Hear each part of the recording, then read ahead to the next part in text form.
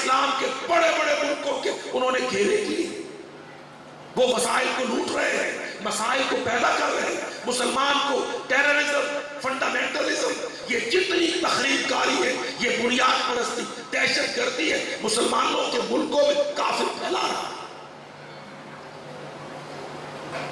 ان حالات میں اسلام جو انسان کا دوست ہے، میں اپنی یہ بات پھر دوہراؤں، قسم باللہ یاد رکھیے، اسلام انسان کے لیے، جہاں انسان ہے اسلام وہاں ہوگا، نہیں ہوگا تو لایا جائے گا، چاہے اس کے لیے امن کی دعوت ہو، چاہے اس کے لیے جہاد کا وعدہ ہو۔ سب سے بڑی پرائیورٹی امت مسلمہ کے سامنے یہ ہے،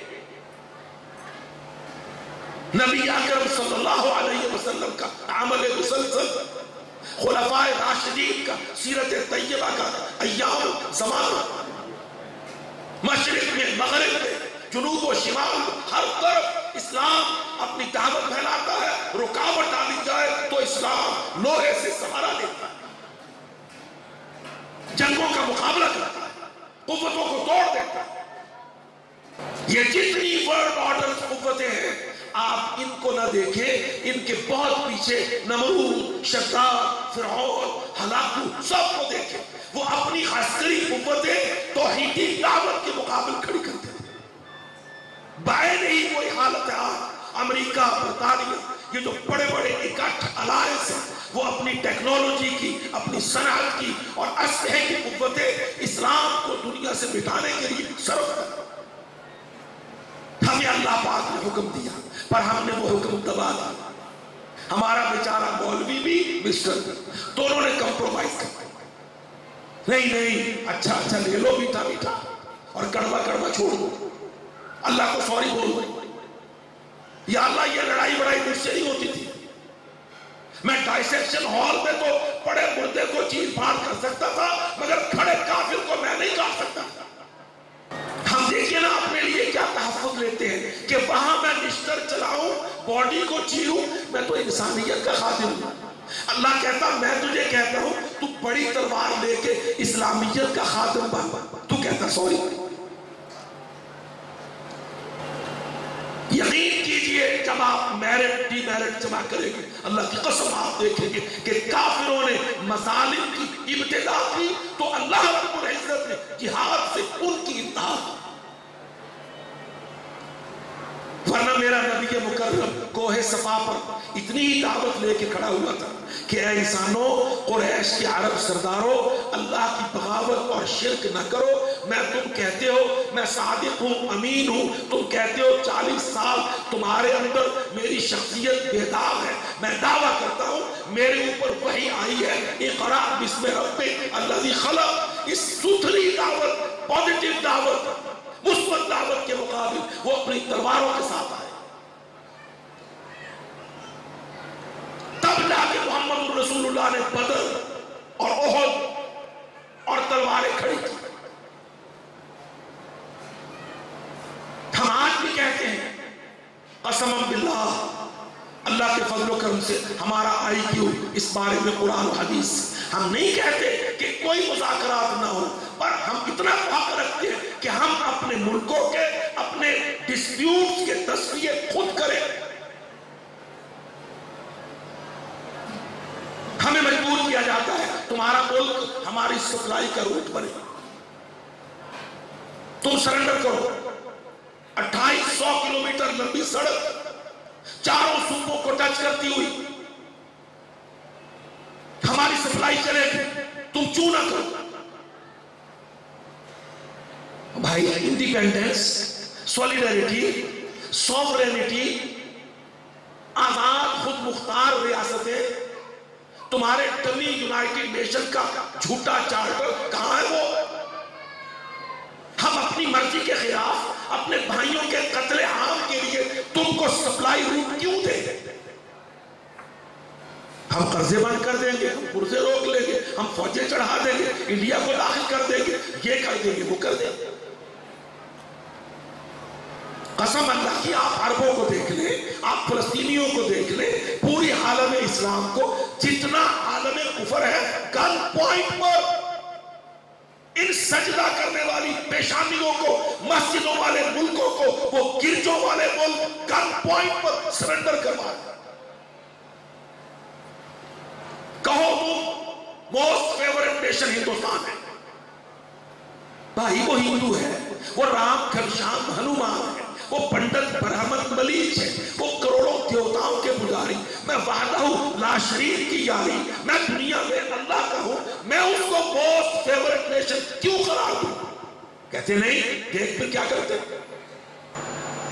آپ دیکھیے نا سازشوں کو دیکھیے، اللہ کی قسم میرے عزیز بھائیوں، جوان گبرو صحت مند اچھے دماغوں والے سوچ سمجھ والے مسلمانوں، آپ ذرا غور کیجئے، ایک چھوٹا سا ملک دنیا کے تختے پر جو عالمی فورم بنائے، سب کی مان منوتی کر کے تم معرض وجود میں آئے، دیکھ لو تم کو ہر طرف سے ہر ڈیکٹ میں کیسے کاٹا توڑا جائے، صرف اس لیے کہ ملک لا الہ ہے، اس کا نعرہ یونائیٹڈ نیشن کے ملکوں پر جچتا نہیں، یہ اس میں فٹ نہیں آتا۔ کہتے ہیں اپنی پارلیمنٹ سے ہماری نیٹو سپلائی کو ریسٹور کرو، خالی ایگزیکٹو آرڈر بھی نہیں چلے گا، پورا پریشر ڈمی پارلیمنٹ کو یوز کرو۔ بھائی تو اتنا نہیں سوچتا کہ وہ پارلیمنٹ سے اب کیوں لے رہے ہیں منظوریاں؟ پہلے ایک چور مشرف نامی سے ایک صدر کے آرڈر سے سپلائی کھول دی تھی، اب کہتے پارلیمنٹ دے۔ سمجھ نہیں آتی کہ وہ پارلیمنٹ کو انوالو کر کے ایکٹ آف پارلیمنٹ بنا کر آنے والی دہائیوں کے لیے ایسٹ انڈیا کمپنی کا پورا ڈرامہ دہرانا چاہتے ہیں۔ ان کی سڑک چلے گی، اوپر ان کی سپلائی چلے گی، اوپر ان کا ایئر کور چلے گا، تیری آزادی عزم عالی شان ارض پاکستان کہاں بچے گا؟ قوم ملک و سلطنت کہاں رہے گا؟ انڈیپینڈنٹ سٹیٹ کہاں ہوگی؟ سوورن سٹیٹ کہاں بچے گی؟ پوری بجلی چوری کر کے تمہاری قسم باللہ یہ شارٹ فال فیک فکٹیشیس ہے، یہ سب ڈراماز سٹیٹ کیے جاتے ہیں، اسٹوڈیوز میں بنتے ہیں، ہندو اور یہودی ڈائریکٹر پیچھے بیٹھے ہوتے ہیں، بجلی چوری کرو پاکستان کی، بجلی پانی پر ہے، ہائیڈل تھرمل سب چوری کرو، راوی ستلج جہلم چناب سب روک لو، بجلی چھین لی، پہلے پرائیویٹائز کیا پھر اس کو رینٹل پہ لیا تاکہ تیری انڈسٹری بند ہو، تیری ایگریکلچر ختم ہو، تو لا الہ کا ملک انڈسٹریلسٹ ہو جائے اور ایگریکلچر میں لیڈ کرے اور چندہ بھی دے افغانستان کو گندم کا، جہاد کو کھڑا کرے پاکستان، نہ زراعت نہ صنعت، اور جو بات کرے کہتے ہیں دیکھو نا جی یہ دہشت گرد، جو اپنے حقوق اور تحفظ کی بات کرے وہ دہشت گرد، اور جو پانیوں کو روک کر بجلیوں کو چھین کر ملک کو کنگال، واللہ یہ سب آپ کے سامنے۔ آپ دیکھیے پنجاب میں وزیر اعلیٰ کہتا ہے ہندوستان پائے زندہ باد، بجلی ہم ان سے لے لیں گے، منڈیاں دے دیں گے، ٹرانزٹ ٹرین کھول دیں گے، موٹر وے واقع بورڈر گنڈا سنگھ تک بنا دیے۔ او بھائی یہاں کراچی میں کسی مارکیٹ میں ایک بڑی دکان، تاجر ہمارا بھائی تھا، اس کے 15 سیلز مین، یہ جو کما کے دے رہے ہیں یہ کون ہے؟ کہ یہ تاجر کے ملازم ہیں۔ اچھا اب جب تو اپنی کراچی کی مارکیٹوں میں ہندوستان کا مال بیچ کے ہندو کو کما کے دے گا تو کراچی کا تاجر ہندو کا سیلز مین نہیں ہوگا؟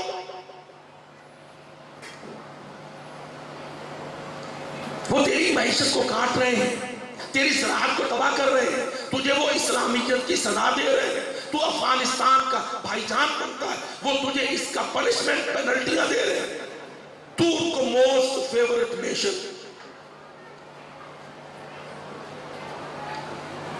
ہم نے بہت شور مچایا، بہت آواز دی، پاکستانیوں اللہ کے واسطے ہندو کو موسٹ فیورٹ نیشن نہ کہو، یہ جملہ آسمان کے غضب کو دعوت دیتا ہے۔ وہ ہندو ہے اللہ کا دشمن ہے. جو تیرے اللہ کا دشمن ہے وہ تیرا دوست کہاں سے؟ جو امت اور ملت کا قاتل ہے وہ پاکستان کا یار کب سے؟ یاد رکھیے یہ اس وقت بہت بڑا ایک چیلنج کھڑا ہے نیٹو کی سپلائی کا ریسٹوریشن پارلیمنٹ کے ایکٹ کے حوالے سے، اور ہندوستان کو موسٹ فیورٹ نیشن تیرے پڑوسی ہندو ملک کو تیری منڈیوں میں گھسانے کے حوالے سے. اگر قوم اڑ جائے گی کٹ جائے گی، روزوں رمضانوں سے صحت بدلے گا، قرآن سے رہنمائی ملے گی، تو یاد رکھو کل سینٹرل ایشیا جہاں وہ ٹرانزٹ ٹریڈ لے جانا چاہتے ہیں اللہ تعالیٰ پاکستان کو کھول کے دے. آؤ تم نے قربانیاں دی ہیں، تم نے بیٹے قربان کیے، تم نے اپنی چھاتیاں چھلنی کر. پاکستان دنیا میں تبدیلی کا بیس کیمپ ہے. علامہ اقبال کا ویژن شارٹ نہیں تھا، محمد علی جناح کی سوچ اور نظر بند نہیں تھی. آج کے مسلم لیگیوں کو یہ نونی قافی انصافی بیچارے مرد کے بارے کب پتا نہیں. اللہ کی قسم تب گاندھی نہرو پٹیل بڑے بڑے ہندوستان کے وہ پہلوان قائد اعظم کو سازش میں گھیرنے کی کوشش کرتے تھے، مگر اس قائد کا ایک نعرہ تھا ہندو مسلم الگ الگ ہیں، بھائی بھائی نہیں. ملک لے لیا تو آج کہتا ہے وہ میرا موسٹ فیورٹ نیشن ہے. الحمدللہ روزے کا ثواب، تراویح کا ثواب، تہجد کا ثواب، یہ سارے میرے بھائی کتنے بھی ڈاکٹر انجینئر مصروف ہوں، لیکن میں جانتا ہوں سب کا بھائی پڑھتے ہیں، محبت ہوتی ہے، قرآن سے بھی کتنا وقت ملتا ہے. اصل جو مسئلہ بچ جاتا ہے وہ ہے مقابلہ اور ٹکراؤ اور مسلمان کی انڈیپینڈنس اور اسلام کی سپیریورٹی غلبہ. سو اس حوالے سے میں نے اپنی ڈیبیٹ کو رخ موڑا اور آپ بھائیوں کا وقت سمع خراشی کی. اللہ تعالیٰ سے دعا کرتا ہوں کہ اللہ رب العزت ہماری باتوں کو دلوں میں اتارے. اللہ تعالیٰ ہمارے بھائیوں کو، ہم سب کو قرآن و حدیث کی فہم عطا کرے، اسلام سے اسلامیت پیدا ہو، اسلام سے اسلامیت کی طرف آئیں، ہم اللہ کے دین کے کام کریں، اس کے غلبے کے لیے زندگیاں وقف کر دیں، اپنے بازو بیٹے اس میں وقف کریں. اقول قولی ھذا واستغفر اللہ لی ولکم ولسائر المسلمین.